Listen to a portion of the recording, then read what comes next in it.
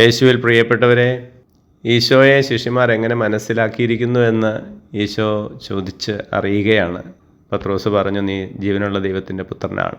ഒരിക്കലും പത്രോസിൻ്റെ ബുദ്ധി കൊണ്ടോ മനസ്സുകൊണ്ടോ ശക്തി കൊണ്ടോ അല്ല അത് പറഞ്ഞത്, മറിച്ച് സ്വർഗ്ഗസ്നായ പിതാവാണ് പത്രോസിനെ കൊണ്ട് അത് പറയിപ്പിച്ചതെന്ന് ഈശോ പറയുന്നുണ്ട്.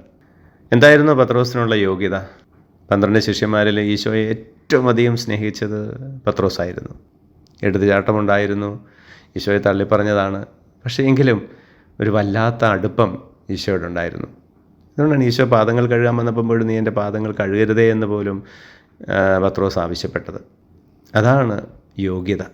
ഈശോ പറയുന്നുണ്ട്, പിതാവിനാൽ ആകർഷിക്കപ്പെടാതെ ആർക്കും എൻ്റെ അടുക്കലേക്ക് വരാൻ പറ്റുകയില്ലെന്ന്. ഈശോയുടെ അടുക്കലേക്ക് കടന്നു ചെല്ലണമെങ്കിൽ പോലും നമ്മുടെ മാംസത്തിനോ രക്തത്തിനോ നമ്മുടെ തീരുമാനങ്ങൾക്കോ ഒന്നും പറ്റത്തില്ല. പിതാവ് അതിനുള്ള കൃപ തരുമ്പോഴാണ് ഈശോയുടെ അടുക്കിലേക്ക് നമുക്കും കടന്നു ചെല്ലാൻ സാധിക്കുക. അതിനുള്ള യോഗ്യത നമുക്ക് ലഭിക്കുന്നത് ഒത്തിരി സ്നേഹിച്ചുകൊണ്ടാണ്. ദൈവത്തെ ഒത്തിരി സ്നേഹിക്കാം, നമ്മുടെ ചുറ്റുമുള്ളവരെ ഒത്തിരി സ്നേഹിക്കാം.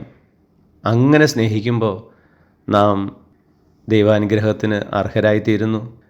ദൈവം നമുക്ക് കൃപ തരുമ്പോൾ ഈശോയിലേക്ക് നമ്മൾ ആകർഷിക്കപ്പെടുന്നു. ഈശോ ആരെന്ന് നമുക്ക് അറിയാൻ പറ്റുന്നു, ഈശോയെ സ്നേഹിക്കാൻ പറ്റുന്നു.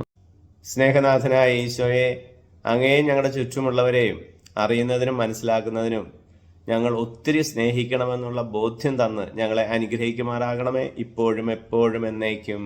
ആമേൻ.